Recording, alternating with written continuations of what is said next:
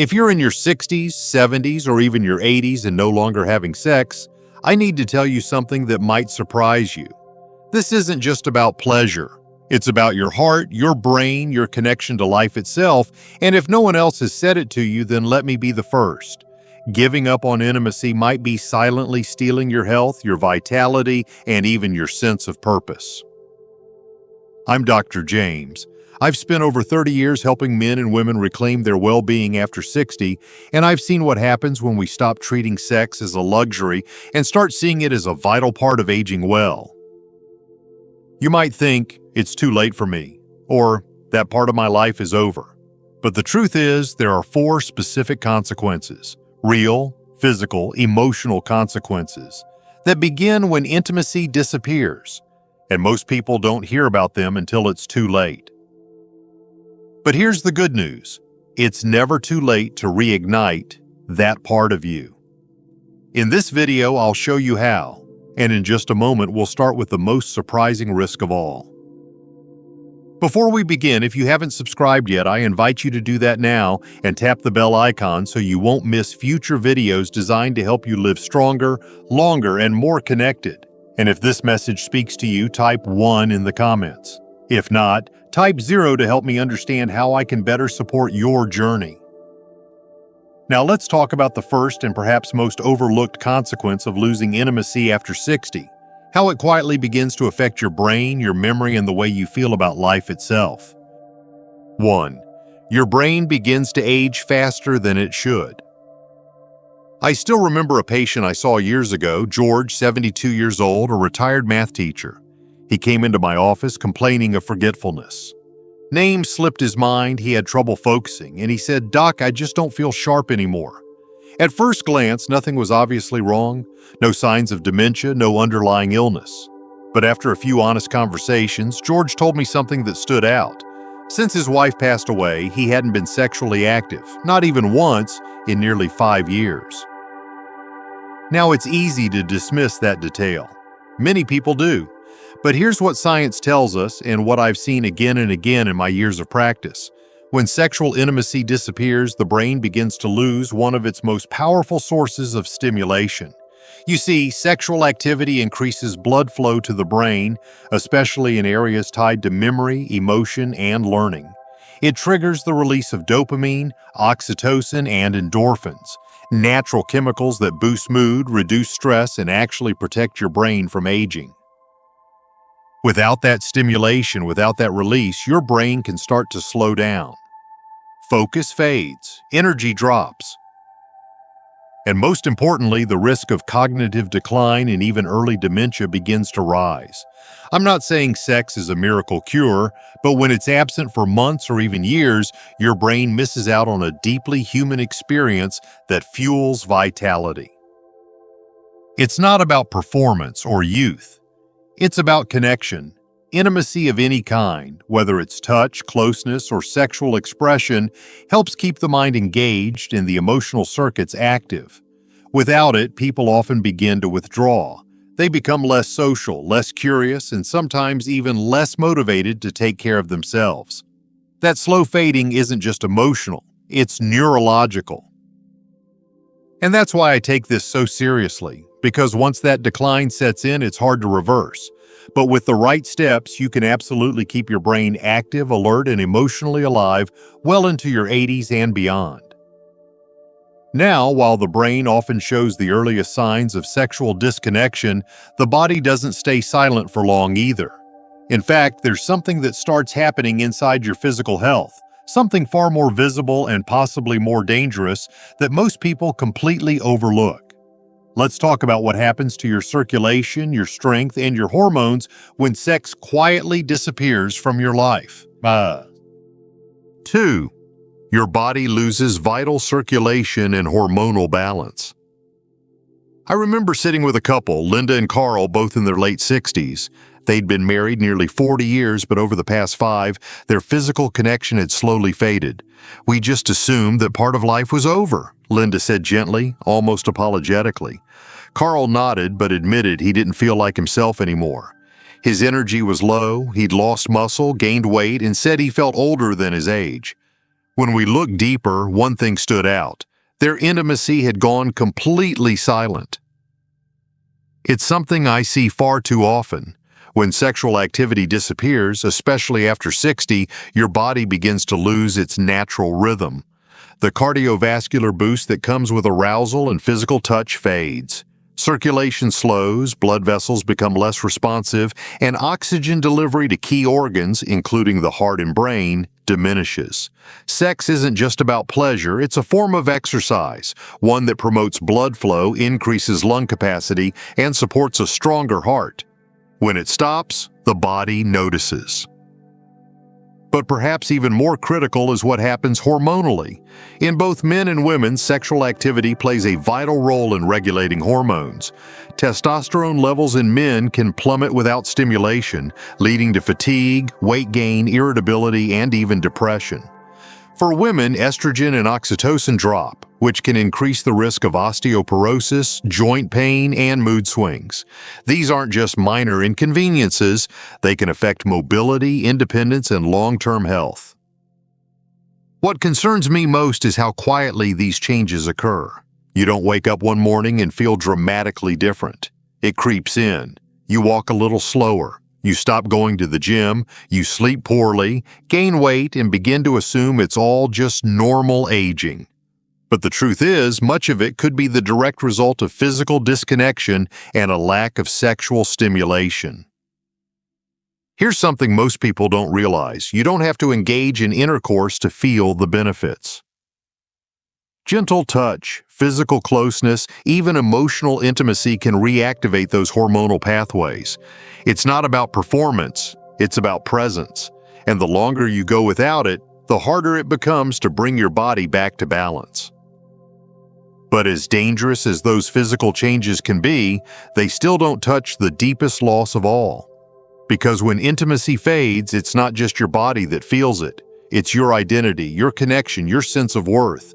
And for many older adults, that silent pain runs far deeper than they ever admit.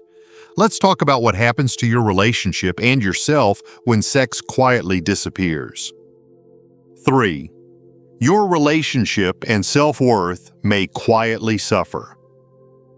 There's a kind of silence I see too often in couples who've been together for decades. A silence that lives between them, not loud or angry, but heavy. I once sat with a woman named Margaret, 74 years old, whose husband had survived cancer. The treatments had taken a toll, and in the process, they'd stopped being intimate. She looked at me and said, "I don't want him to feel pressured, but I also miss being touched." Her eyes welled up as she whispered, "I miss feeling like someone's partner, not just their caregiver." That quiet distance, emotional, physical, unspoken, can slowly unravel the fabric of even the strongest relationships. When intimacy fades, even for understandable reasons, we often stop reaching out, stop initiating, stop believing we are still desirable. What's left is a strange kind of loneliness, not just being alone, but feeling unseen in the presence of someone who once knew you better than anyone else. Over time, that loneliness can harden into resentment, shame, or deep insecurity. One partner might assume the other has lost interest. The other might feel guilt or fear or frustration, but most don't talk about it. They simply adapt. And slowly, what was once vibrant becomes mechanical. Two good people living together but no longer fully connected. And if you're single, this applies just as deeply. When we stop believing we're worthy of physical or emotional closeness, we begin to shrink, not just in desire, but in identity. We lose a piece of ourselves that craves to be wanted, to be held, to feel like we still matter as a whole person. That erosion of self-worth may not show up in blood tests, but it can take years off your life and joy from your days. What concerns me most is how invisible this damage is. You can be surrounded by family and still feel emotionally starved. You can be a loving spouse and still feel undesired. And over time, that emptiness can lead to depression, anxiety, withdrawal, and in some cases even serious health decline, because the human heart wasn't built to live without connection. But here's the most powerful truth I can share. It doesn't have to stay this way. Even the smallest steps toward affection, openness, and vulnerability can rebuild bridges. I've watched couples in their 70s laugh again, flirt again, fall in love all over again, not because their bodies were perfect, but because they dared to reach for each other again. Still, for all the emotional weight this carries, the next consequence might be the most serious of all. Because when intimacy disappears, it's not just your brain, your body, or your heart at risk. It may actually shorten the number of years you have left. Let me show you what the science says. 4. You may be shortening your life without knowing it. I once cared for a man named Robert. He was 81, proud, independent, and still sharp as a tack. But what struck me most wasn't his blood pressure or his heart health. It was how alive he seemed compared to others his age. When I asked what he thought kept him going, he smiled and said, "I still flirt with my wife every morning. We hold each other every night. And sometimes," he chuckled, "we still make love." It wasn't about the act. It was about the connection, the spark, the joy that came from feeling fully human. What Robert knew, maybe without realizing it, was something science has proven again and again. Regular sexual intimacy in any form is associated with longer life. I'm not talking about extreme activity or youth-driven expectations. I'm talking about real, consistent closeness. Touch, affection, arousal, these release powerful chemicals like oxytocin and endorphins that reduce inflammation, lower blood pressure, and strengthen your heart. In fact, one study from the British Medical Journal found that older adults who maintained a regular sex life had significantly lower mortality rates. That's not opinion. That's data. Physical affection isn't just comforting, it's life-giving. It improves sleep, sharpens immunity, lowers stress hormones like cortisol, and gives your nervous system the reset it desperately needs as you age. But when that intimacy disappears, the body slowly starts to shift. Stress levels stay high, sleep gets shallow, the immune system weakens. You feel more anxious, more isolated, and less motivated to move or socialize. These aren't just emotional effects, they have measurable consequences for your health, and yes, even your lifespan. Too many people accept this decline as just getting older, but in truth, it often begins with disconnection. Your body was built to thrive on closeness. When you deprive it of that, whether by choice, habit, or circumstance, you quietly increase your risk of chronic illness, depression, and premature death. That may sound harsh, but it's a truth I've seen unfold in far too many lives.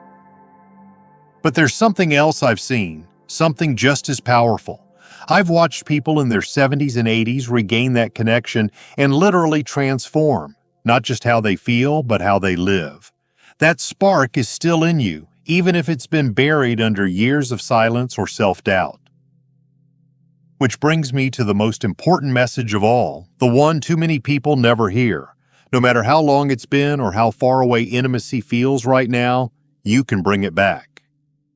Let me show you how to begin, because it's never too late to start again. 5. It's never too late to start again. I'll never forget a woman named Eleanor. She was 78 when she came to see me, sharp-minded, beautifully composed, but her voice cracked as she said, "I miss feeling like a woman. Not someone's grandmother, not someone's patient, just a woman." It had been nearly a decade since she had felt any kind of physical affection, and she confessed she had come to believe that part of her life was simply over. But what she didn't know, and what I see every day, is that the human spirit has an incredible ability to reawaken no matter how long it's been. Whether you're 60 or 90, whether it's been months or years, the truth is this: as long as you're alive, intimacy is still possible. Desire may change with age, and your body may not respond the way it once did, but connection, real, nourishing, meaningful connection, never expires. Rebuilding intimacy doesn't have to begin with grand gestures or physical acts. Sometimes it starts with a conversation, a hand held, a laugh shared. Even the smallest steps, eye contact, vulnerability, a simple "I miss you," can reopen doors that you thought were shut for good. For couples who've drifted, that first step back can feel awkward, even scary. But every time I've seen someone take it, they come out the other side lighter, more alive, and closer than they've been in years. And if you're single or widowed or simply alone right now, don't think this message isn't for you. Reconnection can begin with yourself. Your body is still worthy of care. Your heart still has space for touch, joy, and companionship. Whether through therapeutic touch, deep friendships, or even opening yourself to future love, the path is still open. The question isn't, can I get it back? The question is, am I willing to try? I've worked with countless people who assumed their time had passed. Some were dealing with illness. Others with shame, fear, or years of distance. But when they gave themselves permission to try without pressure, without expectation, something inside them lit up. Their energy changed, their health improved, and more than anything, they started to feel like themselves again. You are not too old. You are not too far gone. Your story isn't finished yet, and your next chapter might be the most fulfilling of all. So now the question becomes, if you knew that one small step could bring back vitality, joy, and deeper connection, what would stop you from taking it? Let's close with the truth I hope you'll carry with you for the rest of your life. 6. Conclusion. If you've made it this far, I want to thank you, not just for watching or listening, but for being open. Because this conversation isn't always easy. Talking about sex, connection, or aging can bring up discomfort, regret, even grief. But if there's one truth I've learned in my decades of working with older adults, it's this: the desire to feel alive, to feel close, to feel seen. It never leaves us. It just gets buried under layers of time, loss, and silence. We've talked about how your brain starts to age faster when intimacy fades, how your circulation and hormones begin to weaken, how relationships suffer quietly, and how, believe it or not, your very life expectancy can be affected. These aren't small side effects. They're real, measurable, life-altering changes. And yet, there's a powerful thread running through each of these risks. They're not final. I've watched people reconnect after decades of distance. I've seen widows and widowers rediscover love in their 70s. I've helped men regain confidence after thinking they'd lost it for good. I've seen women realize that they are still beautiful, still desirable, still worthy of tenderness. And you know what all these people had in common? They gave themselves permission to begin again. This isn't about trying to turn back time. It's about reclaiming what still belongs to you. Intimacy, joy, human connection. Those things aren't reserved for the young. In fact, I believe they matter even more as we age, because they nourish the soul just as much as they support the body. So wherever you are in your journey, whether you're in a loving marriage, a strained one on your own, or somewhere in between, I hope this message reminded you that your story isn't over. There's still time for laughter, for healing, for closeness.